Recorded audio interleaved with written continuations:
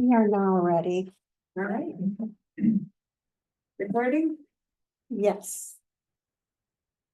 Welcome, everyone. Welcome, fifth grade Girl Scouts, to our school board meeting of the Glendale-River Hill School Board, Wednesday, March 19th, 2025. Call the meeting to order and take a roll call of board members. Katie Avalos. Here. Karen Cronwell. Here. Daniel Bailey. Here. Carla Pennington Cross is here. Chris Robinson is excused and will be arriving around 6:15. She had another engagement. Rising now, if you wish, to join us in the Pledge of Allegiance to the flag. I pledge allegiance to the flag of the United States of America and to the republic for which it stands, one nation, under God, indivisible, with liberty and justice for all. All right, item 1D on the agenda, approval. I move to approve the agenda. Second. All in favor? Aye. Aye. Agenda is approved. Item 1E, board meeting minutes for March 5th, 2025. Is there a motion? I move to approve the board meeting minutes of 3/5/25. I second. Oh. And also 3/12/25. You want to, I didn't know if she wanted us to do them separately. You want both? We could do them both at the Okay, same time. okay. Is there a second on that? Yes, I second. Okay, any discussion? I just wanted to do a little congratulations, or just say thank you, because I think the minutes keep looking like better and better, and so it's really good it's fun to look at them. Just a consideration, like especially the linking to some of the really awesome things. So for things like, this is just a consideration for next time, maybe like for example, Carla's piece about the resolution for Disabilities Month.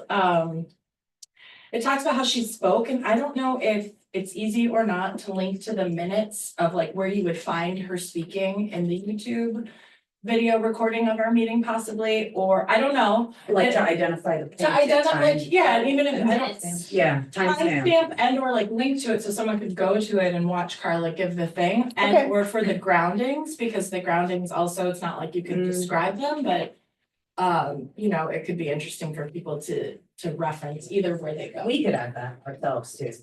to these minutes. Yeah, if we wanted to. Like, if we wanted to add that, we could come back at a future meeting and move to amend these minutes to add that. Right, so we could approve them now and then Oh, still yeah, add it no, later. I'm not suggesting any changes. This is Yeah. just a few in the future for like say groundings or like Yeah. some Love of it. those kind of. I don't know. Yeah, that's all. I'm fine with these minutes as they are. Anything else? All in favor of approving the minutes for the March 5th and the March 12th board meetings?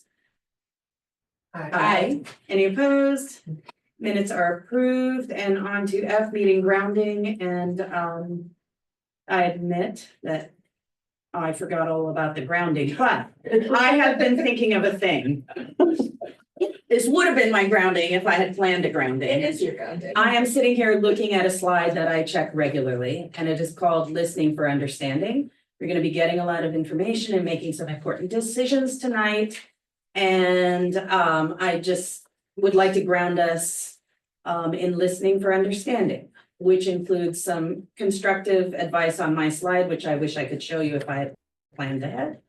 Which is to strive for equal time for all speakers and participants, not to interrupt each other, if necessary, to maintain confidentiality and to avoid negative criticism, and to listen with, authentic curiosity to what people are saying and what we're learning. So I would invite all of us to share in that as we hear from a lot of different participants tonight. All right, item 2A, public comments. Are there any members of the public visitors who at this time would like to speak on non-agenda items? Yes, ma'am. You can come up to the mic. State your name and address, of course. Michelle Sarcy, 6525 North Range Line Road, Glendale 53309. Not quite if this is a true school board. Suggest, talk or whatever, but the first week in April is the week of the young child and we celebrate it. It's going to be 35 years that Cheryl has had Glendale Heights here in Glendale. And so we were gonna surprise her, but she's here. And what we're going to do is this year, we are going with the theme, planting seeds, grow strong roots. And each teacher is gonna make a planter for the kids and we're gonna give them flowers to take home as something for them. And I thought what would be a really nice thing to do is to get a tree for Cheryl in Cheryl's honor and plant it at Good Hope School. So I talked with Anna and she was perfectly fine with this. We're far enough away from the boiler room, so the tree roots won't go into there. I checked that out very carefully. And I want to invite the school board and we'll send one to the principals and everybody at the two different schools. But on Tuesday, April 8th at 9:30, we're going to be planting a pear tree. Cheryl? AM, yes. 9:30 AM, yes. 9:30 AM? 9:30. The kids are gonna help us plant it. They're all gonna get a scoop or something and put the dirt in there with it all, but we really would like to invite the school board to come and join us for that morning, if you have that opportunity and time to come. And it's just a nice little way of thanking Cheryl for her dream of just doing it while her kids were little. And now they're slowly taking over. So I'm glad that that dream has really blossomed those strong roots we have here.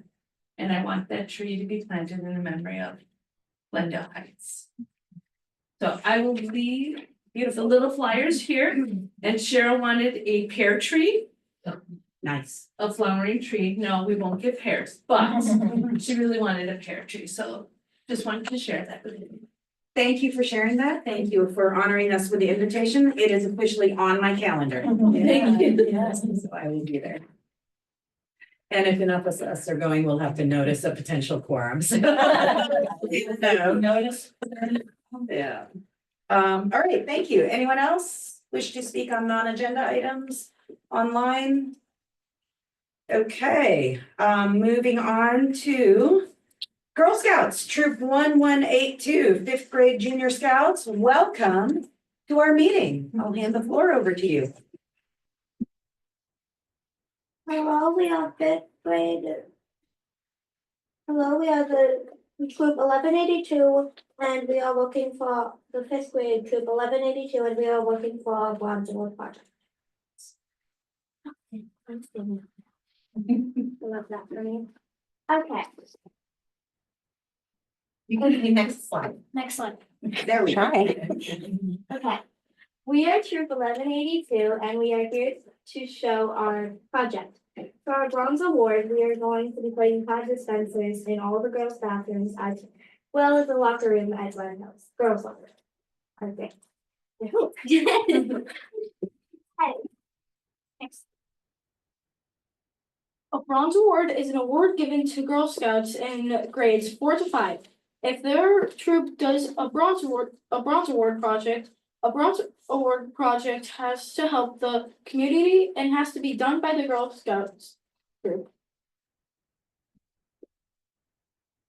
Our bronze award project is putting ant flow pad dispensers in the downstairs bathroom and putting one in the locker room. We will also be refilling these ones and the one in the bathroom on this floor monthly.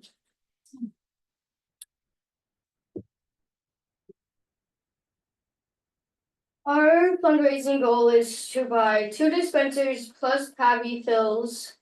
It would be $888. We are set to raise $450 from cookie sales and $430 from bracelet sales. Any questions? We were supposed to stay together. No, we have to do it. There's still together. time. Yeah, okay, girls. 2, 3. Any questions? Well, that was weird. Now, my hand is up first. Yes. I wonder if you could tell us each of your names. Oh. I'll start. I'm Alora. I'm Michaela. I'm Mira. I'm Sonia. I'm Rosalind. What's her name? I'm Eliana. And I'm Lou. Welcome. I will pass the mic and go last. Danielle, any comments or questions? Well, this is super awesome and it builds on the Girl Scouts, was it the Silver? Silver Award? Project, And yeah. the Lachlan, so I love that like continuity. I'm curious about, so the cost, the $888 is the 2 dispensers and refills for how many months? We don't know that. Well, We got this started refilling, so we weren't quite sure how many they had. Oh, this box right here. Yeah. Yeah. That box is probably, We got- that's probably Oh. 4 dispensers worth, so if we refill each dispenser, that will last us 1 month. And we were thinking maybe 3 months. And then once your fundraising runs out, have you talked to the school about continuing to fund filling them? No. Well, I mean, at one point they're gonna run out. Big words. So that's an So that's opportunity. opportunity. Yeah, I mean, that's just setting up a sit down with these two. And it's over here. Actually, we put a spell on them and they're never gonna run out. We are masters in witchcraft. Mira, that was in witchcraft in your life. I see a part. We actually did talk to Mr. Williams about infilling it, with school board fund at some point, but it wasn't discussed further because we were still fundraising. The goal was set till the end of the year. Got it.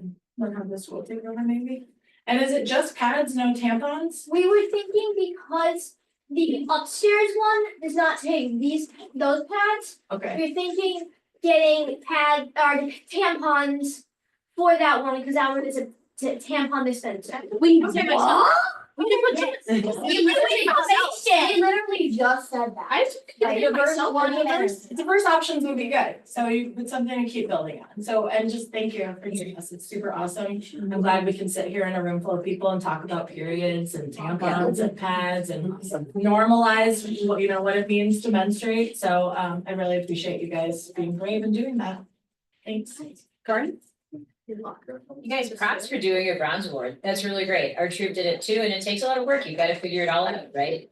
Do you have plans then? Are you looking forward toward potentially doing your silver award? Yes, yeah, I want to build a hat. You're starting to envision No, we it. love her. Excellent. We love her. I would encourage like some kind of active discussion around how we're going to continue to fund this. I think I'd also be interested to know how strict adherence we have to be to these particular products compared to other potential products that might also work in that machine. Right. Well, we're entering budget season, right? Budget building season, so this is the time to be talking about sustainable product management. Yeah. Katie? You guys ask. I should have bought more cookies, is what I'm thinking, and I know. And anybody would like to buy some afterwards? I will. Are you also just taking donations? Yes. Okay, so that's good to know. So perhaps board members can help amplify some of that fundraising and the reasons for it. We get that $8 from. Yeah, we have Yes, it's going allowance. Yes. Yeah. I put a piece of paper down here that has the Girl Scouts Venmo, and Yeah. also I Yes. think that there's still a website where you could, if you wanted to order cookies, you could put in your address and then we would deliver them. What do you mean It goes to the end of March. That they can order online, so. Okay, I'm in. So, yeah, so wonderful. Thank you so much. I have to tell you, I am old. I am 58 years old and woo, getting up there. But when I was your age, we didn't talk about this stuff, and just seeing your faces, seeing the lack of discomfort, the lack of mawkishness around this issue, which used to be very stigmatized, just lifts me up to know how far we've come. And so I encourage you to keep fighting and keep advocating for what's right and for what people need and for equity in the way we lift each other up and meet the needs of kids in our schools. What is the word? Stigma? Stigmatized, meaning stigma is like when something is thought of as shameful so that people don't talk about it and pretend it's not there. Right? So when I was growing up, I mean, we did not talk about periods. If you use the word menstrual, it was stigmatized almost like a curse word, like you did not use that word. And you did not tell people when you were on your period, you just pretended it didn't happen. It feels weird to hear that since we're learning human growth and development right now. I don't think we did that in middle school. I think I got that sometime in high school or something, yeah. Separated So. us by. Oh, I do have a question for the board. Can you guys shut that down? You'll have to come back another time to Please advocate make sure in May. that you don't do that. That one. Oh, That's a because state I thought this requirement. tomorrow when I was planning on calling in sick. I'm sorry I said that. I'm planning to get sick before Friday. And I was like, I have 2 days to go home. Oh, no, so I don't have to. Well, okay, last thought. Will you guys come back after your project is done to tell us how it goes? And how you're fundraising it? And we'll invite one of your adults or one of you to touch base with Anna to check in with her and find a meeting that you can get onto. It'd be great. We would love to see you again. Yep. Thank you for coming. Thank you to the parents and caregivers and adults who I know are working just as hard as the students and making this possible. We really appreciate you, and I just love seeing all of you here. Could we get like a formal picture? Just so that you guys need. Yeah, and all of you. Yeah. Not doing the fast and Share share out of this. us. Yeah. Come on, man. Yeah, make sure that the things are in the front. Go back to one. We want to see you, not us. Yeah. Can we leave these like maybe by the front? Okay, there you go. Okay, let's leave them in here. Okay, they're not, there you go, now, okay, yep, all right, alright. Everybody say kimchi. Kimchi. Okay, thank you guys. Thank you. Yes, we can leave now. Laura. Alright. Laura. Make sure Laura gets her laptop. Second round there. Where's the other one? No, Ellie, leave that one in here. For the chaos guys. Bring this meeting to life. Yeah. Much. You know, at least two of them are getting it. I thought they were gonna. Oh, yeah, I definitely love that. I love that so much, the energy and.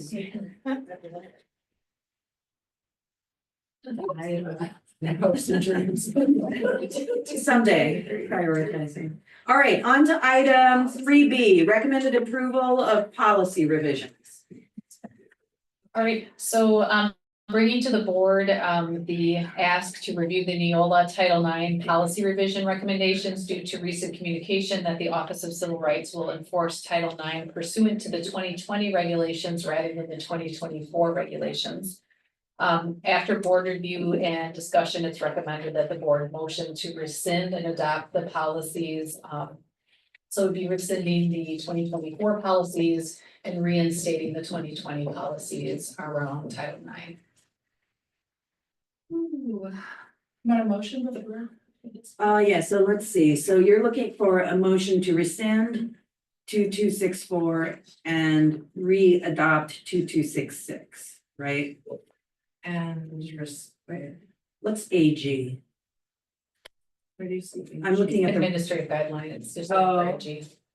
right, so it's taking out, taking back the new 2264 and re-adopting 2266, right? We had previously rescinded 2266, so Yes. we're just reversing Like, course. And then the AG as well, right?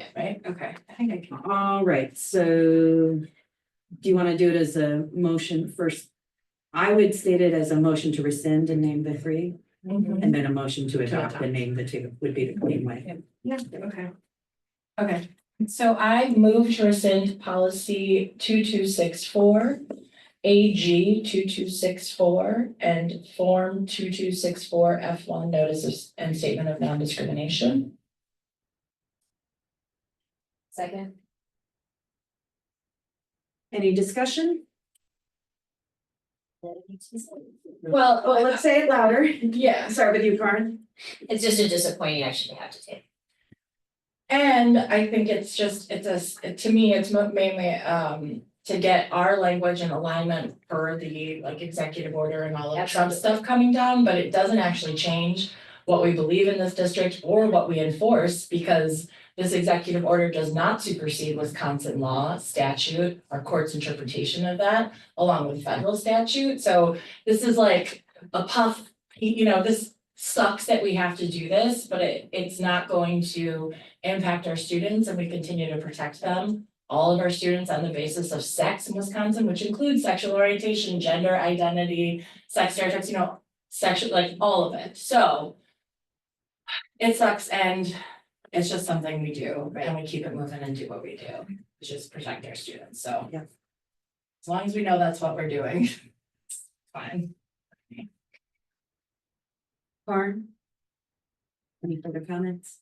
No. Katie? Just an additional, this really sucks, but Yeah. like Danielle says, it's not gonna change the practice and we're still backed by Wisconsin. Same, ditto. All right, so the motion that's pending is to rescind policy 2264, AG 2264, and form 2264. All in favor? Aye. Any opposed? Motion passes. Okay, and then I will move to adopt policy 2266 and AG 2266. Second. Discussion?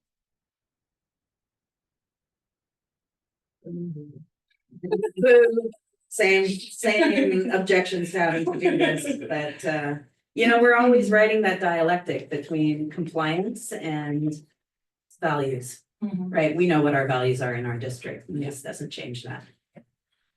All right, all in favor? Aye. Any opposed? Motion passes. Excellent. Thank you. Moving on to item 4A. We are on a roll. We are ahead of schedule. I know. Mistake. All right. Revenues, expenditures, and payroll. I would like to start by giving a huge shout out to Michelle. She has been continuing to work on these formats for us to make them far more readable and easy to interpret. And I think what we're gonna find, as Mike is presenting, is that a lot of the things that had come forward from your recommendations were already coming into place with Michelle coming into our district. So huge shout out and thanks to Michelle. And can I add, huge shout out to Karen as well for being our treasurer and doing treasurer things. Treasuring, actually. Treasuring and taking time to meet with Michelle in your already busy schedule and building that collaboration and that connection. She's a very patient mentor. Well done, everyone. Okay, Yeah, so these reports are for the month of February 2025. The attached reports are to inform the board of the financial transactions that occurred in the month of February and some information from the start of the fiscal year as well. The first report is the fiscal year 25 revenues and expenses by fund. Those are attached on that link. Generated from our software. It shows our, I don't know if you're able to pull that up. Did I? Not on this one, but Okay. at home I can. Okay, that's all right. Yeah, so in looking at where we are budget to actual for the month of through the month of February, our revenues in our general fund are 64% that we've received out of the budget, and expenditures are 51.66%, which is very good. At this time of the year, we would have spent the majority of our salaries, teacher salaries, we would have had 54% of those raised at this time. That's the majority of our salaries, and then other salaries are probably about 50% at this time of the year. So I see we're tracking well. And then the summary is right here. So the general fund, we've received a majority of our revenues to date. We are still waiting for a little over 7 million in property taxes that we'll receive between now and August. Special projects fund, this is for, majority of this is grants or donations from the PTO. We also have YAC in here where the students are fundraising. And fiscal year to date revenues, $10,852.52, and expenditures, $12,241.22.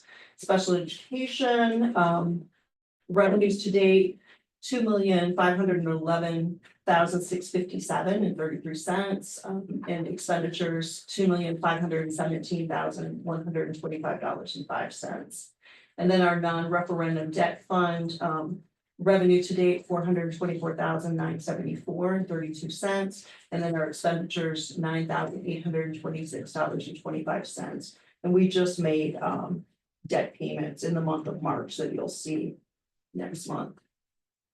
Our capital expansion fund, $6,276.03, revenue, no expenditures. And then our food service, we have revenues of $212,231.46, and expenses to date of $238,102.94.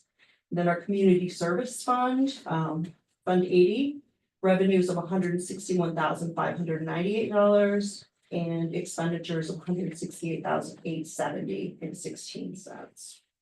And the attached report, if you want to look at that, that shows actual budget and Skyward and our expenditures.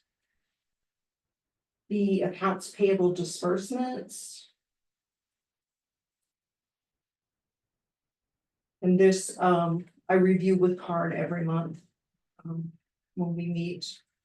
And the expenditures on the accounts payable register totaled $1,058,806.40, with $567,261 being from the balance sheet. Revenue coming in on our food services of credit from commodities of $1,810.87, and then expenditures of $493,355.48. And then our summary of pay, benefits, and disbursements. That is the sheet where we track monthly, looking at our payroll gross, our benefit, monthly other benefits, HRA payments, retiree annuities, retiree insurance, retiree HRA benefits, and then AP checks outside of the payroll, because those are included in the payroll and benefit area, and then ACH transactions and loan repayments. So for the month of February, gross payroll was $860,798.86.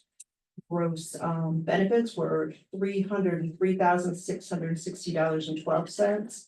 And then we had other payments, HRA payments, retiree insurance. The HRA payments were $5,229.65.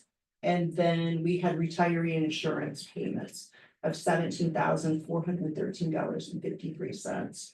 So the payroll and benefit piece for February was $1,187,102.16.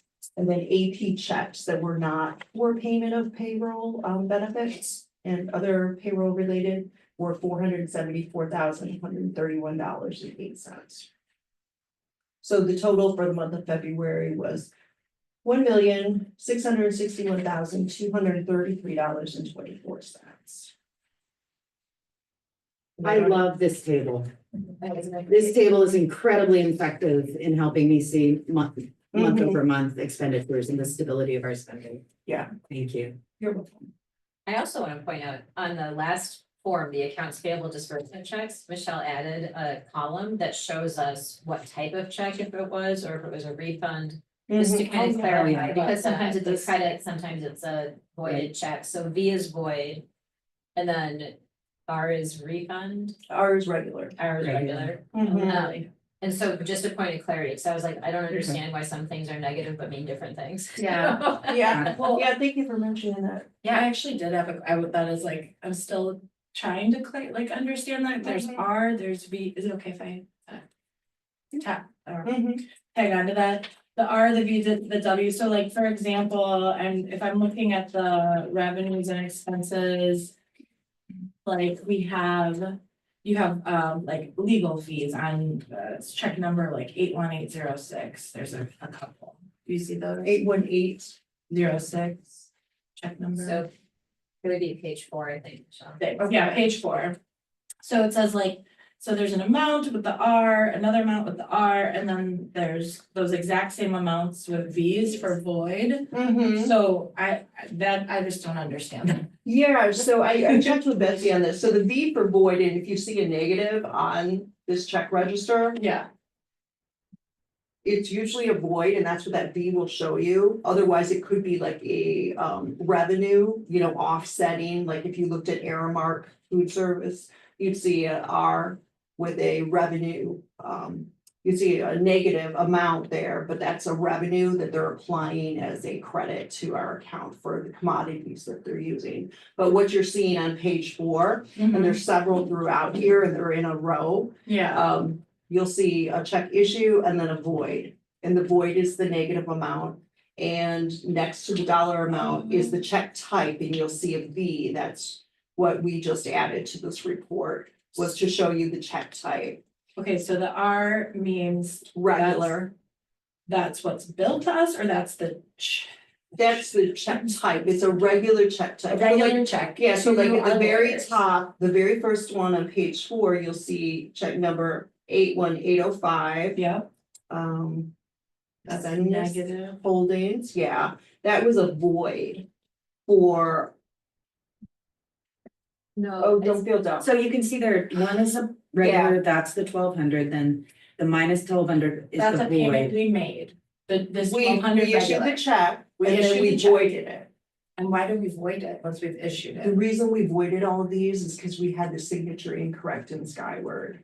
Oh, Betsy this had- this is not, trying to ask. I'm sorry, Yeah. okay, so this is not something I'm going to normally see. You might see occasional, you So won't good see that I this see- many. So then, okay. Yeah, Thank- my that's- I was like, I don't know. Because it's okay. quirky. Okay, okay. Yeah, and that's why, like, if you were looking through That this, was and an the error reason, and a correction, right? and Like I- course correction. yeah, and the software could exclude the voids from this, but then I want you to get an accurate picture of everything that's Okay, been ran. sure, Even okay. if it was voided, Okay. that you'll see I that. should pat myself. And just for clarity, the signature on checks will contain the names of old board members, and it's something we've been working to get fixed. last week. So there's, Okay. once we got it rectified, we wanted to make sure we were moving forward in that way. Okay, understood. But if you look at page 7, near the bottom of the page is Aramark, Okay. and that's our food service company. Mm-hmm. And the very first line item on that is a negative $1,810.87. Right, which is on the back too. And what that is that's a revenue. That's commodities that they use in the food service. Okay, And it's a federal revenue, so they offset our expense. So like they bill us for all those okay. meals they've served, Okay. and then they offset it with that revenue there. But we Okay. need to record that in our books too, so, Oh, okay. yeah. Well, that was my other question. Oh. You're welcome. All right, And then the very last report is bank balance, month-end cash for the month ending date in February. And it shows our checking account, general checking with $613,858.68. The payroll checking, an ending balance $6,217.25. Petty cash, ending balance of $258. And then Whisk investments, $6,292,903.15. And then savings account, which is a money market with US Bank of $1,911. $911,200.88.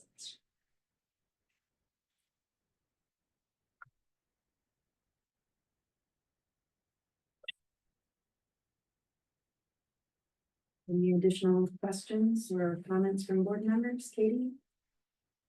Lauren? One thing Michelle and I had talked about is it's difficult to somehow bring in the true credit card records for public review. And so some boards or some districts actually just publish their credit card statements. And so we were talking about, you know, the potential for us to simply do that. If people want to be able to see them, they'd be available. Kind of similar to this report, as opposed to trying to continue to figure out how else to bring it into the existing reports. There's no reason not to, right? That's kind of what we thought. I guess you would review them to see if there was any confidential ones to black out. Yeah. I would not be opposed to that. More transparency is better. Yeah. Okay. One other thing on the bank balances, if you can see that. If you have that document open. Yep. You see where the WISC investments are. Yep, those are each segregated. You see Fund 10, Fund 38, Fund 39, and Fund 46. Those are the balances in each of those WISC accounts. So, you know, as part of the audit that Mike might talk about, you know, was the transfer out of one of those into another one there anyway. So, just wanted to show you that. Okay. I did have one comment. Yep. Okay, just kind of also going on what Karen said, I think last meeting or a couple meetings back, you mentioned there'd been a suggestion about like posting. Like some of these reports on the business website, is that still? Cause Yeah. in the agenda, they're linked in the summary, but that's like 1, 2, or 3 clicks for people, so I did like it when they were either separate. Reports that like the public could see, but that wouldn't be necessary if there was, you know, another like location for them, right, to if it, like went to the business webpage. So just wondering if that's still on your radar. in Yeah, I terms think of- that was a suggestion that came up during the community sessions that we Oh, held, okay. so I mentioned that during our last meeting, so. Yeah. It's definitely something we've been tossing around to work on, but we could easily post the information of the board docs up on that business website, that doesn't take too much effort. Yeah. Cool, thanks. Okay, is there a motion? Yeah, I move to approve revenues, expenditures, and payroll for February 2025. I second. Any further discussion, questions, comments? Members of the public? Visitors online? Is Mr. Martin with us? He's with us, but he didn't think he'd have comments. Okay. All right, so we have a motion and a second, right? On a motion to approve revenues, expenditures, and payroll for February 2025, all in favor? Aye. Any opposed? Motion carries. On to item 4B, budget planning update. Yeah, so on the budget planning. Click on that budget calendar. Also, I'm so excited. I know, right? Me too. Yeah, so. What this is Exciting. turning into. Yeah, so we've made some updates. Made some updates to the budget calendar. We have a new column for checking off items that have been completed. And then I've listed the funds. You'll see like on June 18th, where the board is going to approve the preliminary budget. That has each of the funds that the board should see and should be approving. So I've listed them there.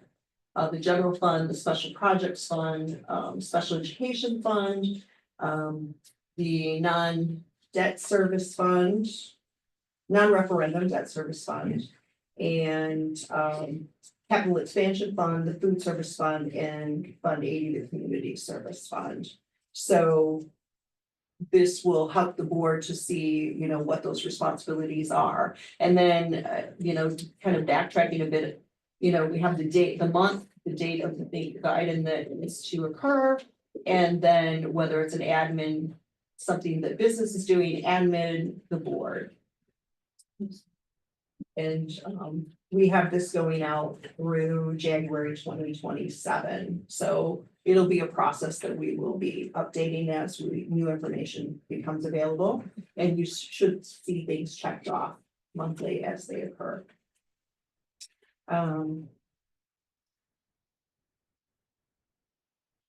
We also added the date for the budget hearing documents to be sent to the newspaper for publishing. And then have added the audit report in March 2025. Other March budget items are salary planning in progress we've been doing, and the department and building department budgets are in progress. And I've linked this budget planning calendar to the document for your use. So I have a question about the budget hearing. Mm-hmm. It's been in different times, right? I'm not used to seeing it in October. I remember in prior years, they used to do it in August. That's because they were following like a union. They thought we were required to do Oh. it because we were a union or not, whichever one, and we are actually not required to have a budget hearing. It's just, I think, best practice is what we're doing now, so we're No, just. we are. Remember, we no. went through this. No, we're not. We got it wrong.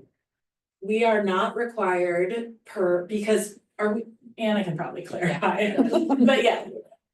Yeah, there are union districts and then Right. there are, we're not, I'm spacing the other name of it and I forgetting know. that, but We don't have to have an annual meeting. we do not need to have an annual meeting, but we still should be holding a budget hearing. Right. I think the Correct. budget hearing is mandatory. But no, it's wrapped into an annual meeting for union districts, and since we are not one, we technically. Yeah, so typically an annual meeting report is put together and what we did last year with under Michelle coming on is kind of put that together in a light way. We'll probably beef it up a little bit this year Okay. and follow the process because there's really some best practice in it, but it's not a requirement. Okay. Yeah. All right. And we actually have two in this calendar. Yeah. Got it. We have one in June, The preliminary budget. preliminary, Uh-huh. and then the board will approve the preliminary budget. And then in October, we have the budget hearing reviewing all updates. And then the board adopting the revised 25-26 budget and tax levy. All right. Katie, any questions or comments? That's really impressive. And to Carly's point, like, I feel like we especially appreciate it because we felt the dearth of it. We did not have one. Garn? I mean, just thanks. Yeah, yeah. Danielle? Yeah, I'm with you. So, I love this calendar as well.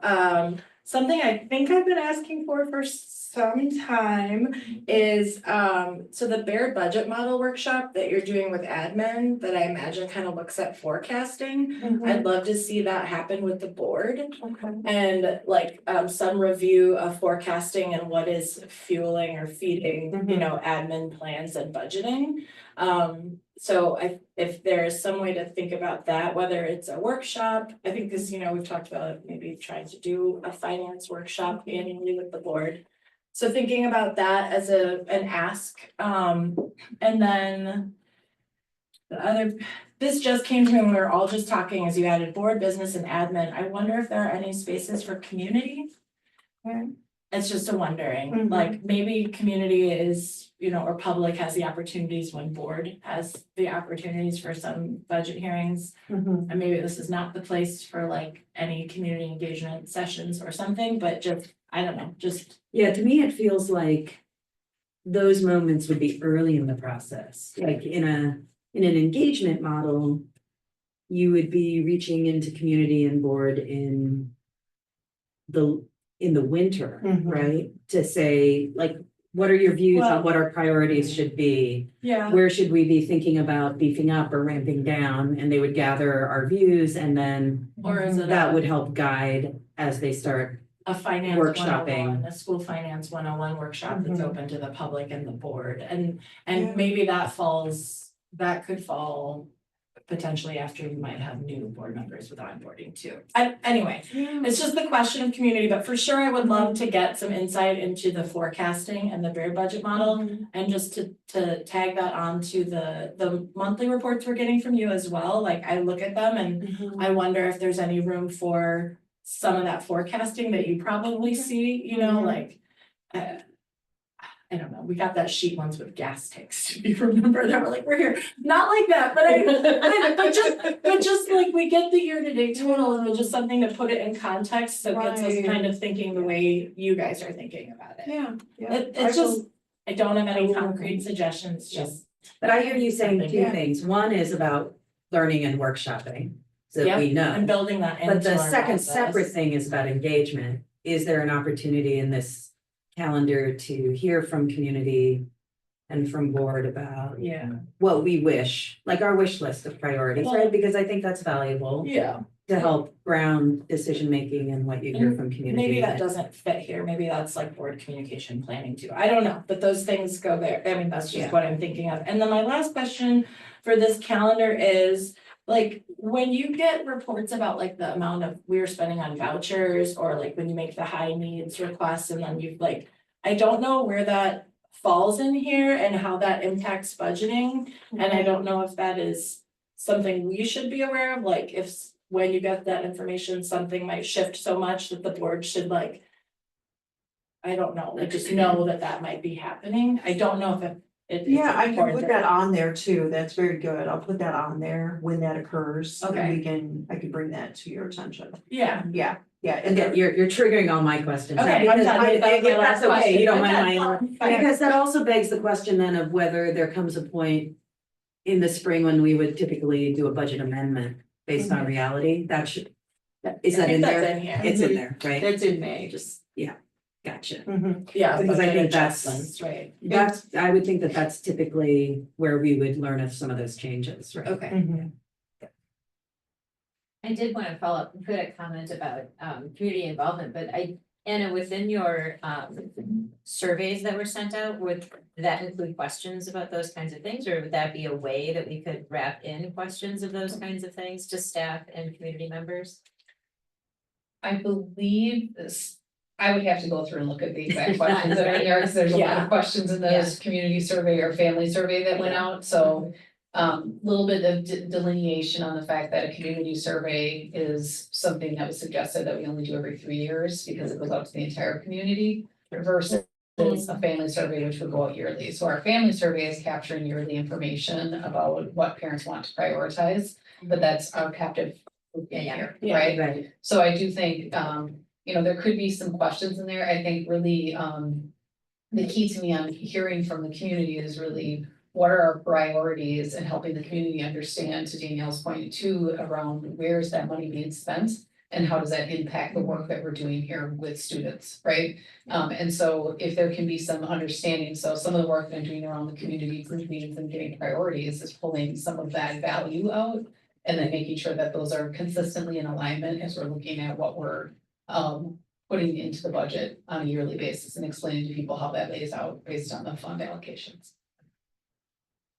I guess, yeah, and I'll clarify now too, because I think community, if I'm looking at this as a community member, I'm like, where are my points of entry? And maybe it is just knowing that I can attend a board meeting where there's the audit, and so like, it might just even be an asterisk somewhere on here that says, all board business is public, this is your access, so it's to separate it from this idea of engagement. Or I think it's just like, I'm a community member, where do I fit in on here? it could be like a workshop. But a too, workshop, like exactly, like I love explaining, knowing, prior- yeah, prior to the board adopting or approving that budget, whether it's a month before or not, this is how we've been building the budget. Yeah. Like an they can August ask or all those September questions. workshop. Yeah. Mhm. Yeah. Yeah. Okay, thank you. Thank you for your thoughtful comments and questions. All right, moving on. To, where's my bud? Item 4C, audit. Ooh, we have a special guest tonight.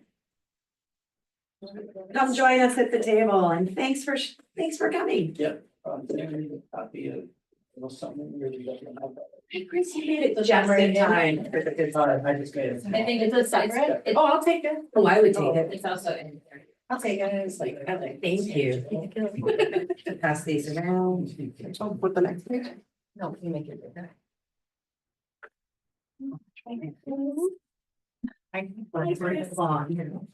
That's okay. Right. Yeah, you missed the Girl Scouts. Yeah. Yeah. That's heartbreaking. It's very, very sweet. I don't have to. Who's the leader? Before I go into this, would you mind if I gave a couple comments on budgeting and things you were guys are talking about? Of course, please, please. So just to hopefully clarify and not have anything come up in the future. Mike, not to interrupt, could you turn your microphone? Oh, it's just gonna say the same thing. Okay, so, like, I don't remember if someone said a budget hearing is not required or is required. Budget hearing is not required for our district. An annual meeting is not required. So according to DPI, Oh. both are required according to DPI. I can send you all the link afterwards to We're their. not, okay, yeah, let's follow up. I have it right here in front of me. I'm 99% certain we determined last year that we're required to have a budget. You have to have a budget We're here. required to notice our budget. So It can happen this statute 65, dot 90, every municipality shall annually formulate a budget and hold public hearings thereon. We actually have. That to look- is We have. when to- we go Yeah. over our budget though, like, so when the budget's brought to us, that constitutes a public hearing. But we have to notice them as a Yeah, public hearing. okay, Yeah. yes. Okay, I always Yeah, want to okay. make sure you're all. Yeah, We're all on the appreciate same that. Can't do it on closed doors. And then the annual meeting, they do say has to be done between May 15th and October, what's that, 31st? Yeah, and I think that's where it's we're not a union school district, we're a unified or common. And so our understanding is that Unified. that requirement doesn't apply to The us. common school district shall hold an annual meeting, they say on the fourth Monday in July. And then, and yeah, I'll send this. Yeah, this okay. this. Cause it's gonna come up, we have to look at it as part of the audit. So, Yeah. Well, won't be us, but someone. Did it come up, did it come up in this audit? So clarification, the common school districts and union high school districts shall hold an annual meeting on the third Monday in July at 8 p.m. unless the electors at one annual meeting determine therefore hold an annual meeting on a different date or hour. So we are a unified district, we are not a Right. unified high school, and we are not a common school district, we are unified. So we are exempted from the annual meeting. Okay. Yeah. Yeah, It's confusing. say, that's fine, Yeah. But yeah, the budget hearing is definitely. So, that was all, I just, as long as I was here, I might as well. Appreciate that. All Yes. right. So. Here's the audit summary for 2024, so the first page here, just with the 4 bullet points. The audit report contains an unmodified or clean opinion on financial statements, which means they fairly present the financial position and results of the year's operations. Secondly, the government auditing standards report on internal control and compliance over financial reporting identified 6 findings, which we'll go through. The single audit report on internal control and compliance over major federal and state programs identified 1 finding related to the education stabilization fund. We go over that one too, and then our letter to the board, which would have been included with the other audit report. This goes over our responsibility as auditors, what you can expect from the audit and financial statements. States that there were no disagreements with management and had no difficulties in performing this year's audit. Big thank you to Michelle and Ann and other people in the business office. Got us across the finish line. It's a big job, a lot of work, so we appreciate the help. So then on the back side of the first page is just a brief summary to illustrate that you have 2 different types of financial statements within your audit report. On the right, the governmental funds balance sheets that conforms with DPI's budget reporting. It's what you're used to seeing probably on a month-to-month basis. On the left, statements of net position, that includes additional information that wouldn't normally be included on a monthly basis, but we do that as part of the audit. Including things like the buildings and equipment of the district, pension assets, deferred outflows that come from the WRS, Wisconsin Retirement System, long-term debts of the district, deferred inflows, those are again from the Wisconsin Retirement System. So not to get into the weeds on these, but just to show that, you know, there are two different things you report on in the audit. And then same with the income statements, there's statements of revenues, expenditures, and changes in fund balances, which are going to align with your DPI budgeting. And then statements of activities. And that again includes all these other items that relate to pension accounting and how the fixed asset purchases or long-term debt payments are accounted for. They're all accounted for differently under that.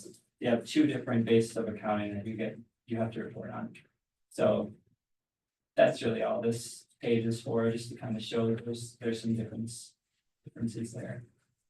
Now we can go to the next page and we go through findings. That's what I think. Okay. Number one, it's a standard finding related to auditor preparation of the financial statements themselves. Every district that we've ever worked with has this finding because it's more economical to just let the auditor do the financial statements instead of hiring someone who has that expertise. It's generally not budget friendly to have a CPA who was a former auditor. Sometimes there was one district that did it and they even abandoned it because it's just not worth the time. So it's a standard finding, it'll always be there and it's not really a major concern of ours. The second one, segregation of duties, also a standard finding that will likely always be there unless you decide to hire a lot more business office staff to segregate duties more.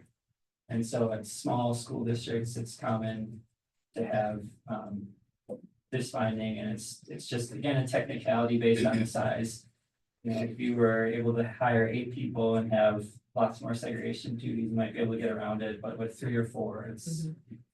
So then the compensation for this condition is just more management oversight, board oversight, which that's pretty much what's been happening. Bit like a formula then for like what constitutes enough employees to create. I mean, not exactly, like an exact number I could give you, it has to be evaluated. You know, based on criteria that we have within our audit guides, and if you ask 2 different auditors, you might get a slightly different response. But there's a spectrum where it's like, obviously, if there's only one person, you can't segregate anything, that's Right. clear, and then if you have 20 people, you know, that's probably, you can segregate everything even more than you need to, so somewhere in between there. It's like an optimal level. Did you notice improvement? Because we did add, we have added staffing to our business office since probably we had this finding last year. Do you feel like we're in a better position based on, or? I mean, this is really not necessarily commenting on the severity of the problem, if you will. It's just that it exists at all and Significant deficiency. Yeah. It's well, not yeah, like it's a significant moderate, deficiency. but- okay. but we're Term not- of art. Okay, that's how I was reading it, so that's why I was asking if we've progressed, so I But understand. it sounds like it's a common problem in small school districts. Yeah, they all Yeah. have, yes. The same finding. Okay, thanks. Page related to the budgets.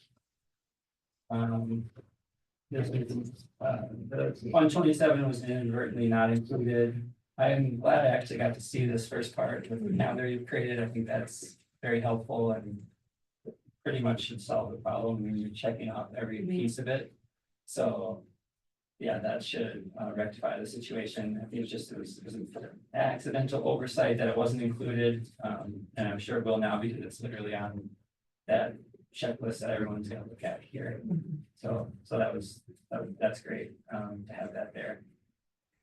The next one. This is a material weakness. And so this again was related to, and we understand the situation where there was, you know, a person that left and then there was a gap of time and then basically eventually you guys were coming in to sort of clean things up. And we're commenting on that gap of time where reconciliations weren't timely done and things like that. Again, based on what I'm seeing and hearing, it sounds like now that's not gonna be an issue anymore. But that was, so basically making sure every month, you know, all the major, you know, obviously the bank accounts, but other balance sheet accounts are reconciled and adjusted when needed. So that's what this one's all about. This is basically what I'm hearing you say, this is about the bookkeeping that didn't happen. Right. Right, okay, That's, yeah. and is now happening. So, Yeah. okay. That's the corrective action, right, is to do, Just to do it. To do it. Yeah. Okay. Yeah. got it. Page. Yeah, again, it was a kind of a, they were smaller amounts, but there were a few deposits that were, several months. You know, they were received and were not deposited for several months after, and that's just not good processing. We know it was an accident, but we have, when we find something, you know, we do specific testing on that, and when we find it, we have to point it out, so there was a few checks that were deposited late, essentially. So I think they've come up with just better tracking, to look at that, and that's really all that's needed. And the next one was, again, sort of a technicality with DPI and how they want you to, account for these Fund 46 funds. So I think the timing. So we transferred cash, and the remedy was just to transfer it back. So that was really all that was.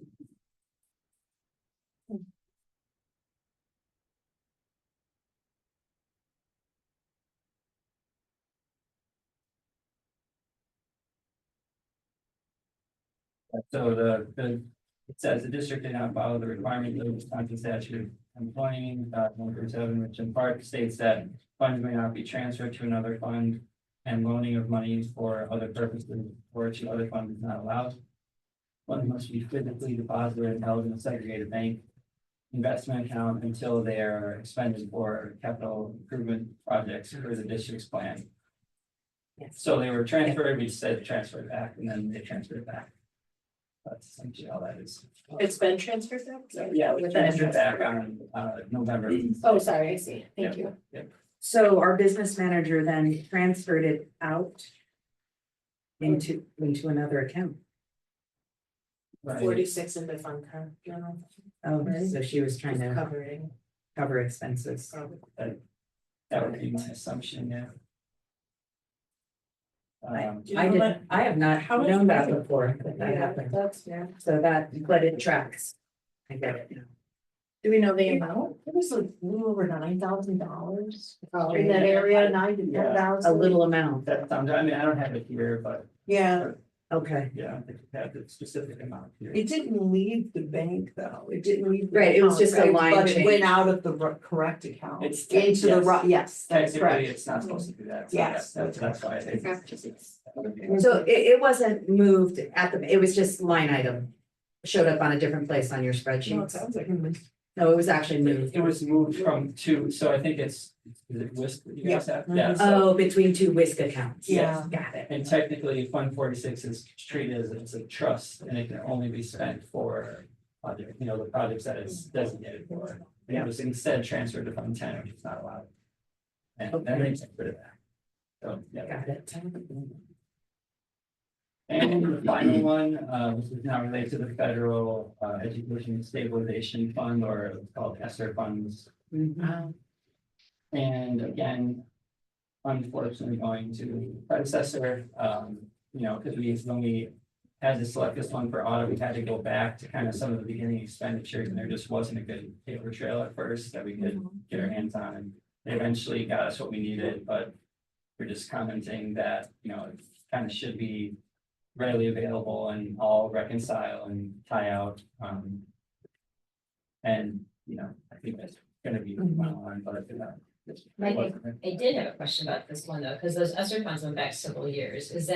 Was it just this year you had to look at that because it was closing out, or? Because I'm wondering how it wasn't noticed prior years. The way we select programs is a few different criteria, size, risk associated, and those are things we internally assess again using audit guides that we have. So through that process, we determined education and stabilization fund needed to be looked at this year. And yeah, and because it did span multiple years and it's kind of all lumped together in the claim forms, we have to look back. And it really should be there and it normally would be there. It's just, it wasn't in this case because problems with that. But it wasn't noticed previously because you pick certain pieces at certain times. Yeah, And you don't those just look at- hadn't previously been Right. looked at. Yeah, Thank like you. That clarifies it. with all the federal programs, they don't all get looked at every year. I It's just sampling. Right. So yeah, sometimes things can fly under the radar, you could say. Thank you. Ask a follow-up about that, the ESSER? Yeah, okay, so the uncorrected and corrected misstatements on page 3 of the audit. Corrections to ESSER 2 and 3 grant are listed as like 485,000. I'm trying to understand corrections meaning like what, like there was more money spent, less money spent, like how do I proceed? How should I process this number essentially? I don't have that right here either, but I think what it was This is what was- she's looking at. Uncorrected and corrected misstatements, so. Yeah, I they wasn't were sure what those corrected by numbers meant. management. They're all positive numbers, so but I don't know if that's.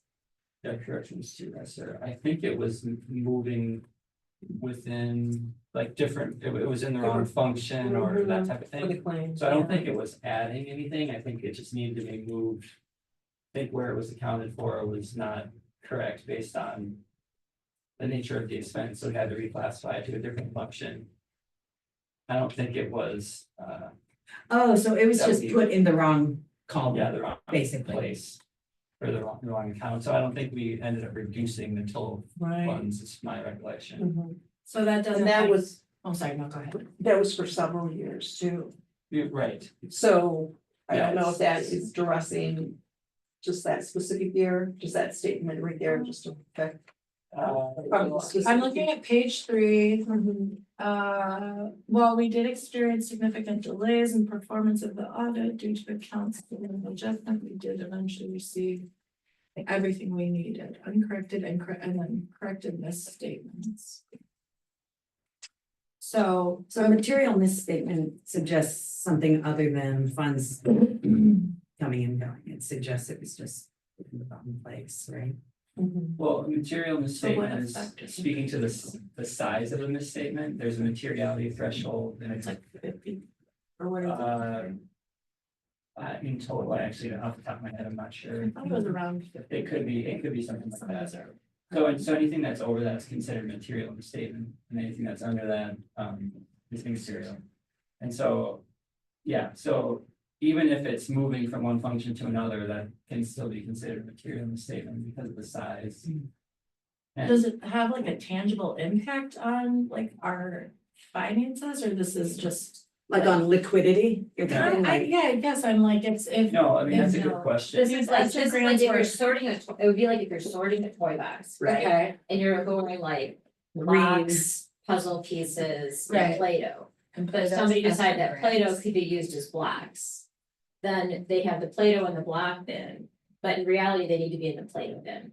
Yeah, but then if that goes unnoticed and you're using Play-Doh to get what you're supposed to use for blocks, like, does that have like a snowball effect? It could be, They okay, just needed us to reallocate so that Play-Doh blocks and puzzle pieces were all in the right spot. And matched what we told the DPI in our okay, so budget, it's, in our it's ESSER. backward looking, that's what I have to because remember. also if you're trying to figure out how much Play-Doh you have and the Play-Doh is in the wrong boxes, Well, you that's- can't figure out how much Play-Doh you have. Because you're not looking in the right place. Yes, and for particularly the federal grants. are very picky. Sorry, yes. Right. So, Okay. but yeah, it doesn't affect liquidity per se, because it wasn't that there was. And that reminded me of the thing you probably said last year, which was around like, this is an autopsy, like this is. This is an back- autopsy. Yeah, because sometimes it feels very like present, like it's happening right now, but it's not, so I have to remember that. And as I said earlier, a lot of what it was in here as remediation or recommended correction, it's already in place. Right. And Michelle didn't even put it in place in response to your recommendations that had been put in place already as best practice. Okay. Right, it's, Yeah. the remediation is moving to best practices Okay, and actually doing the work. I can't wait for As next year. opposed to not doing it, Yes. yeah. I can't wait. So I have a question, because you're sitting here talking to the board and it especially, I mean, I have a lot of internal reckoning around not noticing the missing Fund 27. Right, that's special ed fund in that preliminary budget. And I was pretty new and I had no idea what I was looking at. But that itself begs the question, right?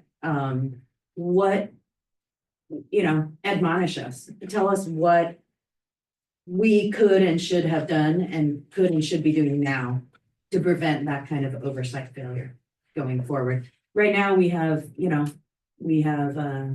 a board that's growing in experience. We don't know what turnover is going to look like. I think about succession planning and how we set up systems to make sure we don't end up like this again. Yeah. What would you advise us? So you're on track with the calendar. I think that's great. I would also have additional written, step-by-step explanation and training for new board members, like an actual training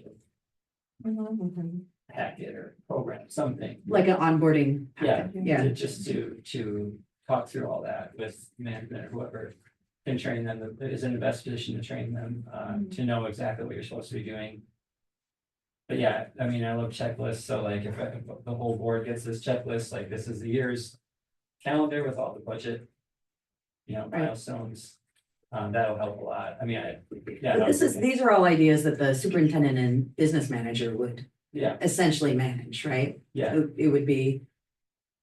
Yeah, and that's where we fell in that gap, right? Because we did not have in-house staff who offered training to the board, right? And so I feel this sense of like a desire for ownership. Do we put it in policy?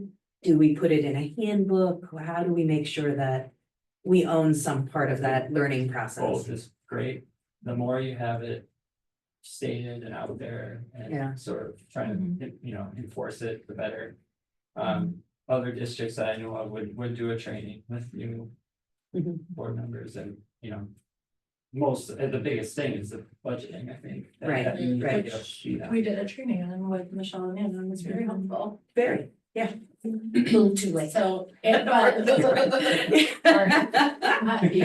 think we've admonished ourselves enough. I I think know. to add to your thing, the one thing I did learn through all of that is that, and maybe you could memorialize this for new board members too, Yeah. in some ways, that if you are not understanding something, it's not because you are dumb, like, this is a very complicated, thing to grasp. And we hear over and over through WASB and other groups that if you are not understanding something, you should be able to go to your business director, you should be able to go to your superintendent, and they should be able to help you understand. So I think the miss for me was doubting my self or my intelligence when I still didn't understand. When I went to the superintendent or district administrator, right, to try to understand. So, I mean, I think that is just something that I learned as a board member that's going to stick with me forever, is that no, it can be understood to the extent we need to understand it, and it is the job of the experts to help us understand. And to be patient when we ask the same questions 20 times through the years. Right, exactly. Because we can't retain it, So that, and we have that now. yeah, Yeah. so I think that that's something else I would pass on, is that it's, yeah. So, I have a question. I don't know how appropriate it is to ask, but go for it. Shoot me down if you want. All right, No. Thank you. looking at the material weakness and internal control finding and the corrective action plan. I'm wondering, what you've said is obviously already happening. But we also had a massive change in personnel. We have a new district administrator, we have a new business manager, and we've hired additional staff. If I were putting together the audit, which I'm nowhere qualified to do, I think I might add that. Is that appropriate? It happens It's the after, timing. right? It's the timing. That's what I.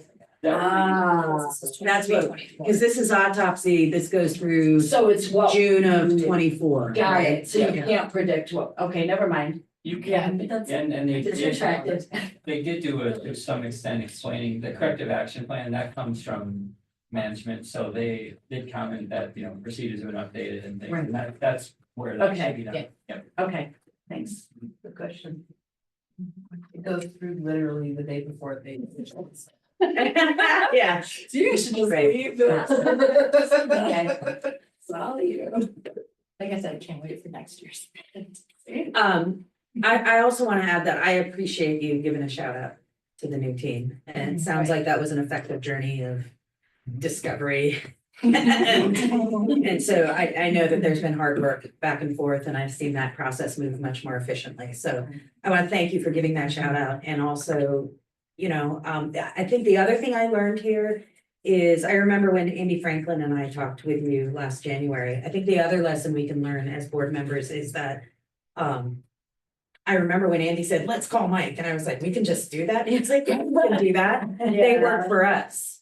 And that is something to remember, that the auditors do work for the school board and the school district. And so if you were ever feeling just like an itch, whatever it is, we do have the power to, and the right and the obligation, really, the fiduciary obligation to reach out and talk to the auditors and to seek a space in that audit process, right? And to not feel like we're stepping on toes. And I know we're all working collaboratively, but you know, it's just something that I learned as well. We do have the privilege, you know, of doing that. And you were very open to that call. It was a very good starting point for me as we started to explore what the heck was happening. So I appreciate that. But to that point, you know, different audit firms may have different opinions on when they need like a more detailed communication to the board, but you could request it and have it be part of the process.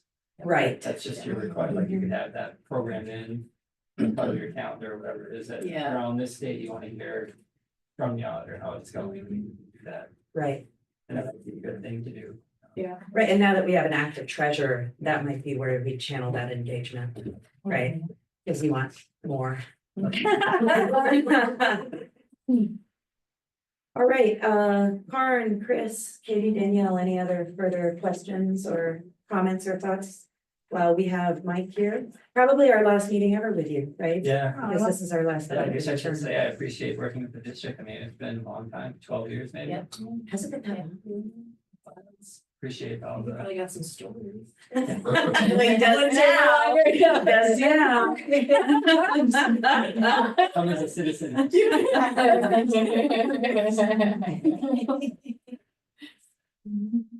Well, thank you. Yeah. Anyone else?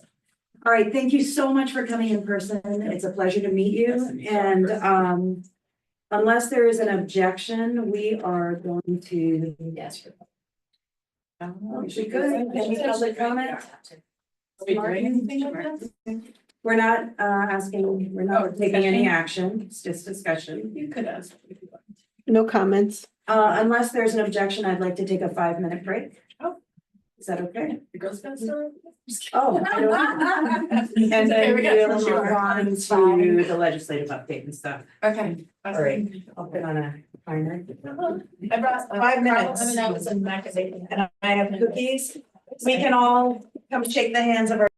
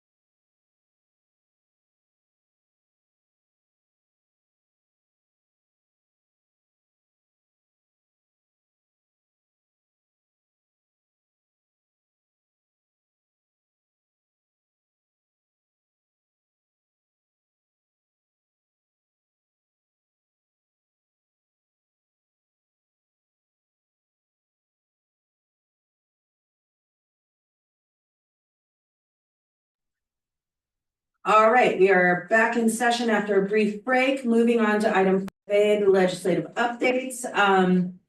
This can be really, really brief.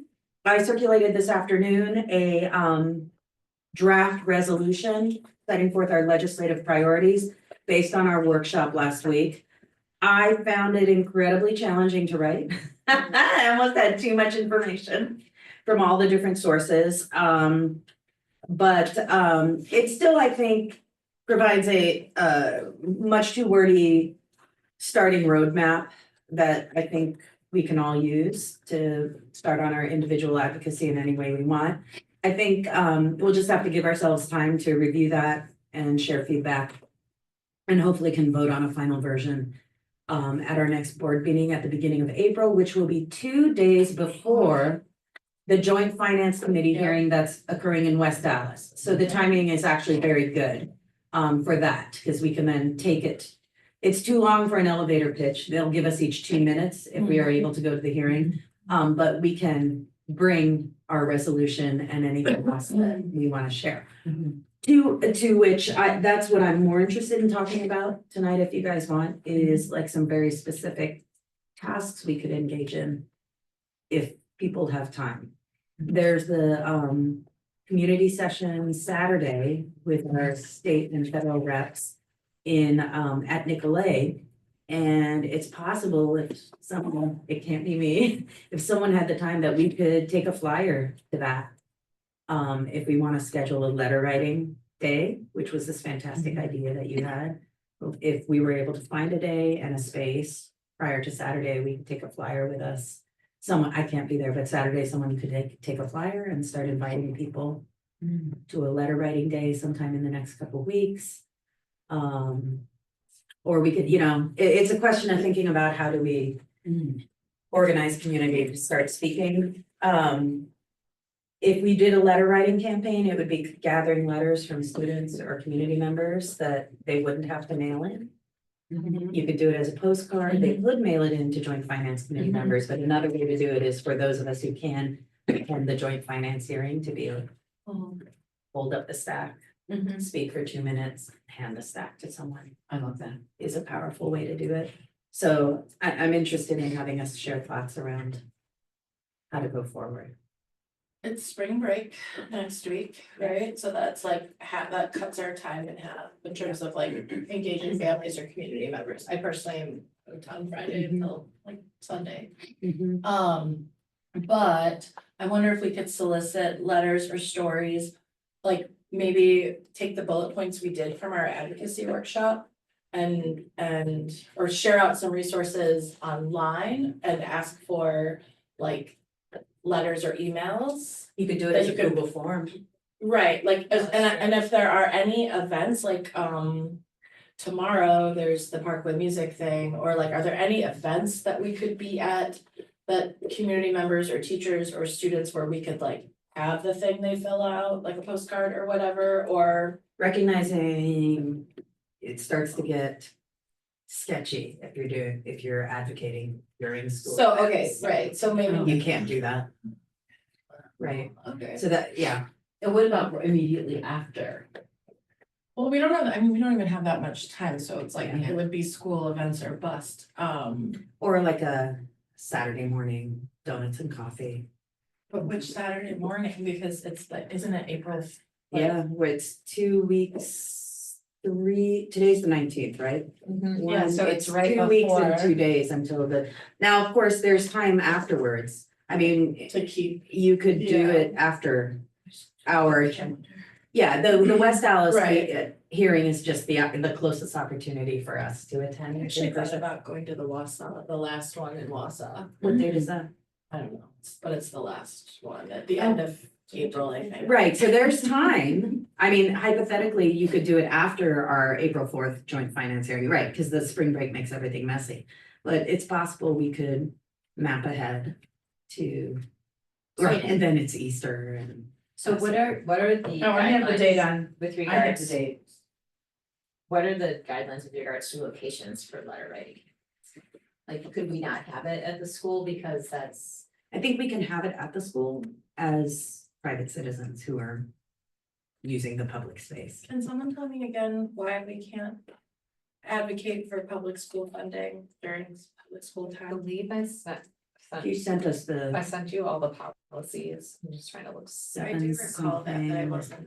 wasn't really convinced what that meant. We could have, but, maybe can we kind of like brainstorm on this and then offline, maybe come up with some, okay, I don't know, I don't know exactly how to put it. yeah, what are you thinking, Well, Chris? Chris has ideas, I think. Oh, no, I had the dates of all the public. Oh, hearings. yeah, Yeah, but can we add those to our minutes, what's maybe? the, do you know what the Wausau date is?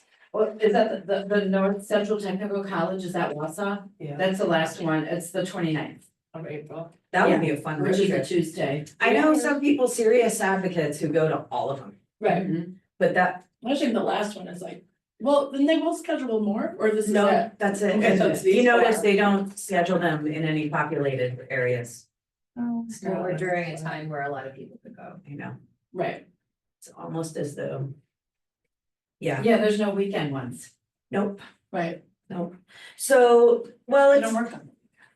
It's just life has passed, so yeah, we can continue to plan, but something for y'all to think about, like, what can you own, what do you wanna do? Yeah. I love your letter writing idea, I know Nicolet's, there are some Nicolet students who are posting up thoughts about advocacy in the, public school funding aspect of the biennial cycle, so.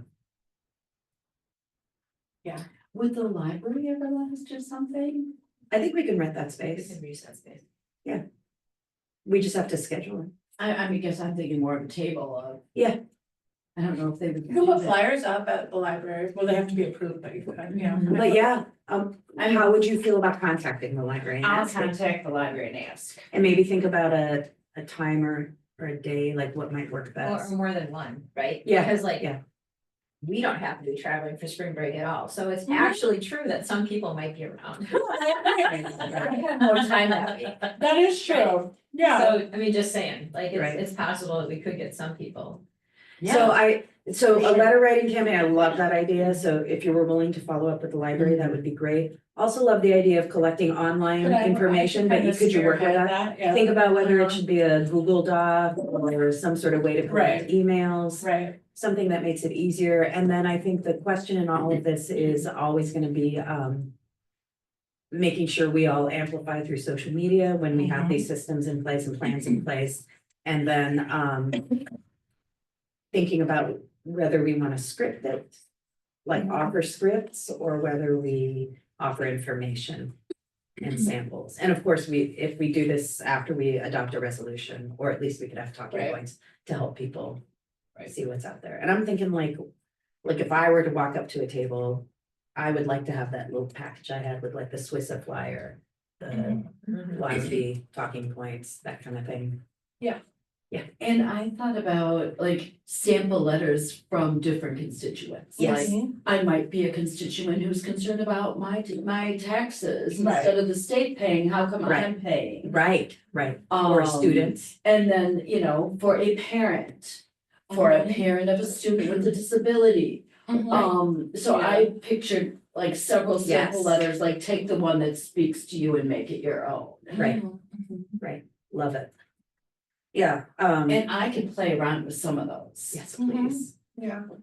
And I threw a lot into the resolution that I drafted, which is, again, way Okay, I'm too sorry, I long. haven't had a chance to look at it. No, and it's really long. I was telling Danielle earlier, the problem with writing it is that I just spin up. Right, like, it is, there are some things that are so outrageous to me and so upsetting that as I write, I'm reaching novella length and trying to figure out which of these millions of important things that we're all thinking about, we're gonna cut in the elevator speech, right? So, And- I like the idea of different voices building that. It can actually be very long, and if there's 5 of us, we could. You know what I Yeah. mean, like, if we're all there, what we write Right, could stay long, and we could take the parts that mean something Right, to us. right. or I think have we should be strategic that way. I Stories love that. related to. And the other thing, the thing I really heard it loud and clear in that workshop last night, was the personal story. Yes. That there's gotta be a personal story, and ideally it's the one that'll keep the budget makers up at night. Right, I right. loved that. Is That the authentic budget story. action workshop? Oh, you, okay. The public act. Yeah, okay, cool. The pen. Yeah, that's the root of it, right? That Uh-huh. story that reminds you why. Uh-huh. Can I ask you a question? Of course, please. Would it be inappropriate to be at drop-off pickup with little QR codes? Oh, QR codes. Yeah. With connected to the Right, like online it's, stuff. Yeah. Oh, to the online, like what you're doing? Yeah, or like the I think well, it's soliciting, it would be soliciting participation and advocacy for. Yeah. A particular, I guess the components would be like information wise, we could certainly put it in Thursday folders. Like that you were doing this, right, and where it's being held, I don't think that would cross any lines, and I think the other piece of it too is. It also is kind of that venue of like how factual is the information, sort of like with the Yes. referendum, Yeah. right? Like, are you providing factual information about the funding formula in the state of Wisconsin? Seems like it's an appropriate thing to do to help our families understand that and our community understand that. and it's other issues too, not just education, so. Yep. It's I like. think it's if there's a certain, if there's any kind of certain sway or partisan Right. nature of it, we gotta walk that. Be line. careful. Yeah, So we could be at events if we were just presenting information on public school, the state of public school funding in Wisconsin. And then like And we the could be, we existence could of- be educating our families on that. I If you're think- not encouraging them to advocate at the JFC particularly or fight for better public school funding. I'm just trying to because I didn't quite feel restricted from the things that you sent us and to do that, so I just wanna understand the line. I probably should call Bob Butler Yeah. at WASB and see what advice Yeah. he Says has. staff members shall not campaign on school property during duty hours on behalf of any political issue or candidate for local, state, and national office. And so political issue is I think where this gets a little bit dicey. And you are all staff members, right? And so that, I think that is like the line within our policy that I think needs to be explored. Yeah. From Which, legal sorry, I know standpoint. you said that, but the name of that policy is. Outside activities of professional staff 3231. I just Okay. resent the Outside total act- okay, policies, thank so you. you can read through them as Yeah. well. And then in addition.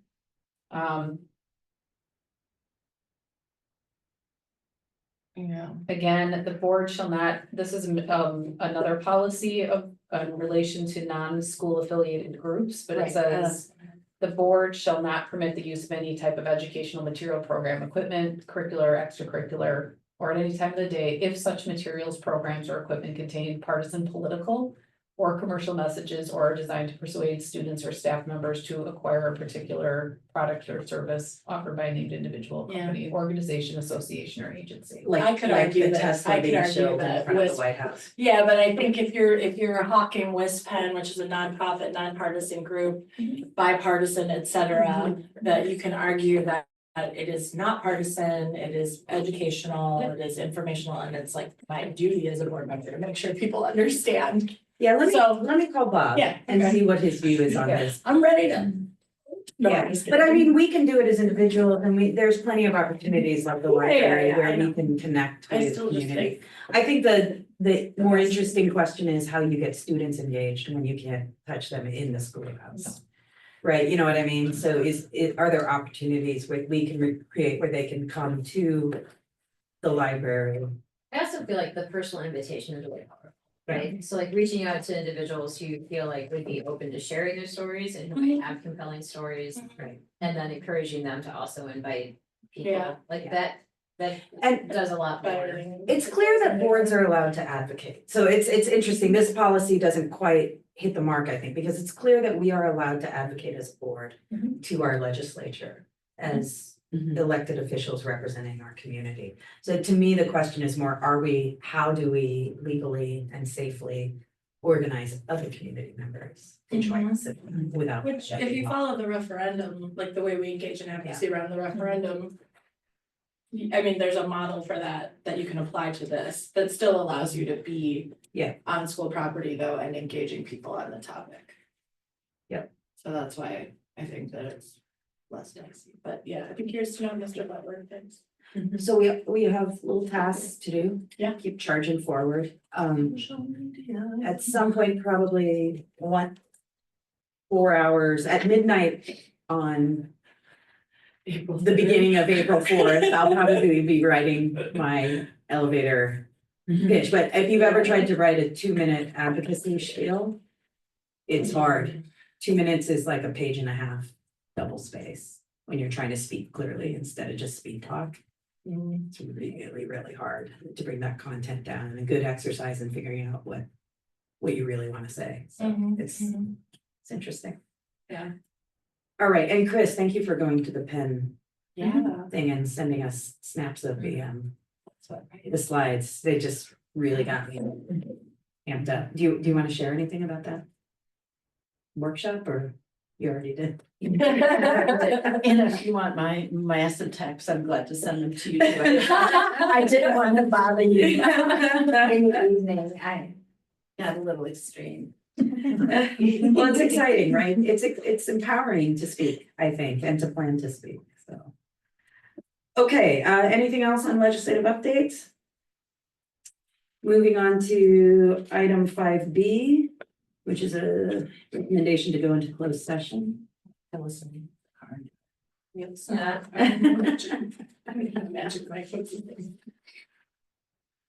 Motion to recess into closed session per section 19.851C, considering employment, promotion, compensation, or performance evaluation data of any public employee over which the governmental body has jurisdiction or exercises responsibilities, specifically to discuss certified staff contracts. Oh, there's a typo. Is there a second? Second. Was like. All right. Roll call. Specifically to discuss. Sometimes it's. Don't get it twisted. Carl can attest to this, and sometimes board docs doesn't move as quickly as I do, and so it's double sound. I'm sorry, who seconded? I did. I don't know. We both. I second it now. You're good. Okay, Okay, this is a roll call vote, right? Katie Avalos, Aye. Chris Robinson, Aye. Karen Cronwell, Aye. Danielle Bailey. Aye. Carla Pennington Cross votes aye, and we are now in closed session. Shall we move? We shall move.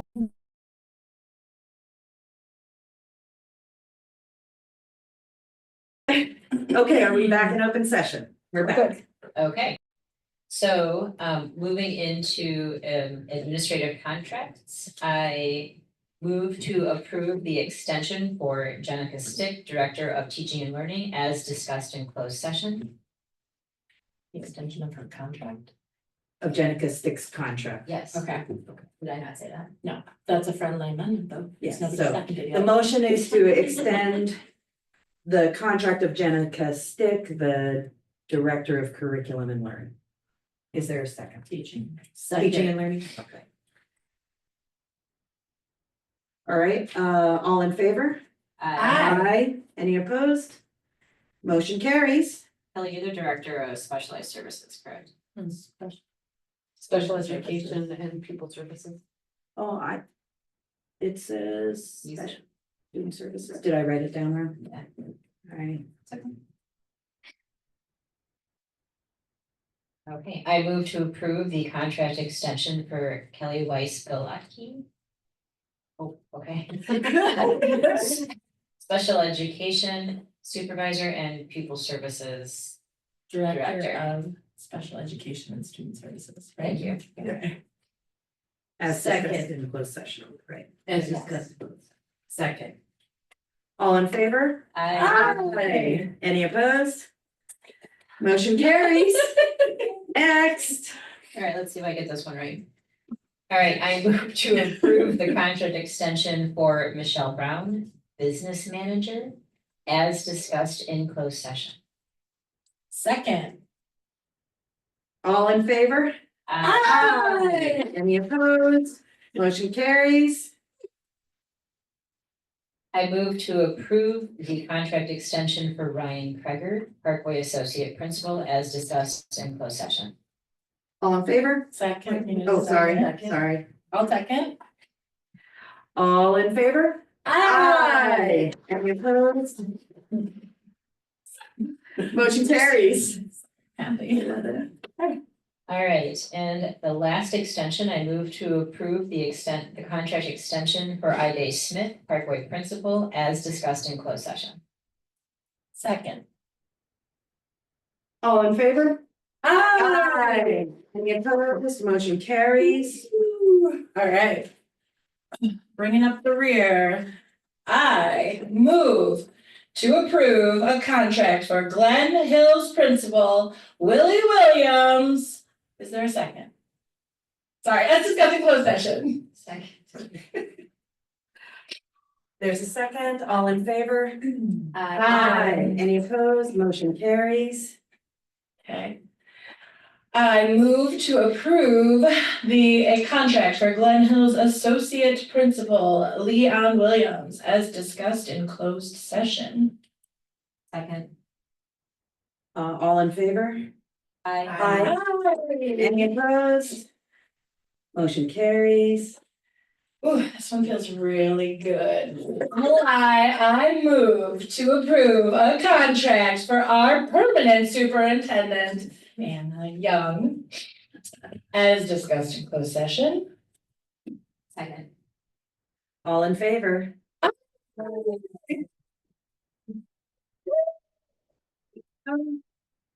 Motion carries. Okay. Turn this. It's not our turn. It wants me to be excited for everybody. All right, I think that's it. Is there any other business from closed session? I believe that's it. Let's see, so what we've done, to be clear, is we've approved contracts based on recommendations that we received and a ton of information over the last few months. This doesn't finalize the contracts, but it empowers Anna to go forward and take them to the administrators and ask them to please stay. So at this time, I would invite board members, I'll start with Katie down at the end, to make any comments you wish to make about this. Oh, I wouldn't. I'm really glad that we did this. I hope this adds some confidence and some. I don't know how to phrase this. I hope it helps everybody on this list feel like we appreciate you. And that we want you to stay. And I hope that the community members who I talked to, who told me that I needed to do everything I possibly could to keep this team. I feel that we did the right thing as well.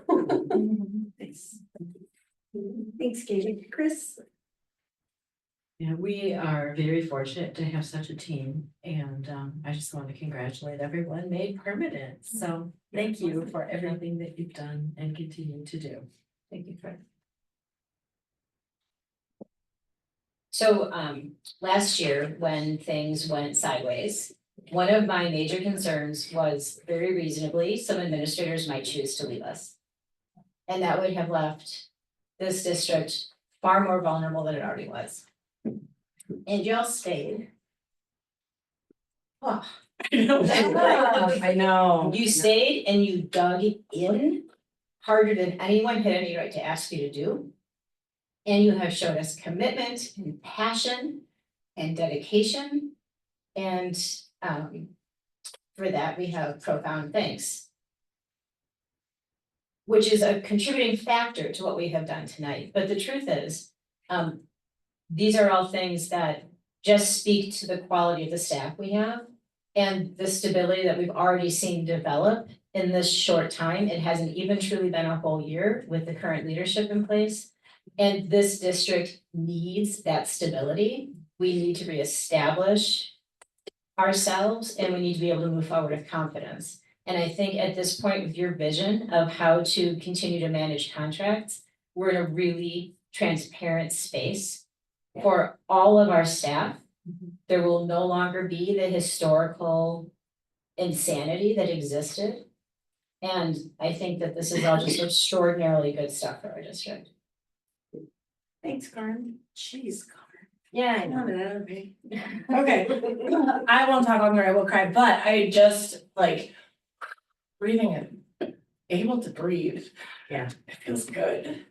Just knowing, no, can't do it. Oh, just knowing how far you guys have moved, or the entire team has moved our district in the amount of time, and knowing that we get to continue under that stewardship is just, there are so many things that I think as board members we have fought for and asked for, and it has been a battle, and I feel in collaboration with you guys in the best of ways. I don't feel like it's a battle, thanks to transparency, thanks to your passion, thanks to your dedication to the students and that student-centered, thinking.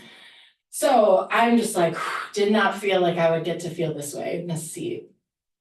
So thank you. So ditto, all the things, and I wanna, I have to go through my notes, because y'all have said a lot of what I was thinking about saying, but this is really more for posterity, because we all, I think, feel the same way. I think there's this point of view that some people have that only teachers matter in schools, and teachers are obviously critical and the point of delivery for learning, but they're part of an institutional setting, and I feel like if the past few years have taught us anything, it's that leadership matters. Very much so. It's the foundation that allows a district to survive, to have strong leadership. And we all know how far we've come in this past year, but I want to reiterate what you said. The fact that nobody jumped ship last year is extraordinary. I think it speaks to a team that was waiting to happen, to feel good, and that was already working together and just waiting to be empowered. And one thing I've observed in the past year, I've accidentally walked into your office a couple times when your leadership team is meeting, and we see it in this accident. It really was accidental, and we've seen it here. We've seen it here in a changing dynamic as members of the leadership team, including Kelly, Susie, and Jenica, and principals have spoken. I feel like I observe a more empowered voice, more collaborative voice, more safety in speaking, and just more of a sense of belonging isn't the right word, but a sense of voice, which is really consistent with our equity non-negotiables and our strategic plan. So I just love that everyone's all in. I think each of our administrators could have found jobs somewhere else and didn't. So our district is solvent, right, because of this team. And I think what community members don't see is what we observe more of, which is like the time and date stamps on the emails and texts, the long hours, the weekends, the vacation post-ins, all the stuff you all have done. I wish everyone were here to hear this, because I see you, we all see you, and we know that hard work. And so, I know we spend a lot of time talking about market value. We could talk about that. We talk about what's a reasonable salary compared to other districts and all that. But I think one of the things we forget is that we could envision a meritocracy where you've just earned, the raises that we're proposing for you because you've rescued our district from a brink, not just financially, but also in terms of putting a lot of systems in place in this avalanche of failure that we were facing. So I think that's really important to point out. From a board member perspective, I would stress that, we've seen this incredible improvement in transparency, accessibility, accountability. I've been thinking, as I've thought about this, I've thought about the trimester reports and just the responsiveness, the willingness to answer our nosy questions and to go into whatever crazy deep dives each of us, these 5 cats, go down. And even just between the first trimester and second semester report, right, if I put on my manager hat, the way that there was responsiveness and improvement in the reporting to us, right? Growth, change, like really pivoting to meet our interests and demands, right, has been really powerful evidence of the way this team is working together and doing the right things. So very bureaucratic of me to say that, but I think, you know what I'm gonna say, my confidence interval is like way up here, and you've earned that. I don't have to talk about having faith in you. I don't have to talk about believing you. I can just say that you've shown me the money, right? You've shown me what you're capable of. And I do want to also say that you know, it's gonna look like we're bumping big salaries, but I think it's important to say that our leadership team is significantly underpaid right now compared to your peers, and that's not right. I just don't want that to continue to be the case. I want you to be paid what you deserve. And I think in our world, sadly, that speaks to power and that speaks to the value we put in you. The way I value you isn't about money, but I know we have to speak with that. So I am incredibly grateful that everyone on this board sees that and knows that. Please invite every administrator who's not here to please stay. Please stay and continue to be part of our team because we love you guys. Sorry, talk for too long. Have we made Anna cry? No. She's like. No. Maybe someday. Hashtag. Goals. I tend to laugh instead of cry, so you gotta laugh at me, so, but there you have it. I just wanna say thank you. I echo your feelings around the team and how much they dug in. I think it really resonated with me recently when I was doing that podcast about transition, what it's meant to work with this team and to extend beyond the administrative team to our teachers, to our paraprofessionals, to our custodians, everyone who's stepped up in this year to really make a steep learning curve. And they deserve clarity and continuity. And I am grateful that you are providing an opportunity for us to continue these contracts because it's at the end of the day what our children in this community deserve. So thank you. All right, that business is done. What's left on our agenda? Debrief. Adjournment. Anyone who needs a debrief? I have nothing to say. I think we just debrief. Yeah. It has been a fantastic year. Love working with you ladies. What month is that? I mean, We are 12 coming up on a months. year. We are coming up. on a Oh, year. the year, oh, yes, Chris and I are. A year since this board constituted. Woo.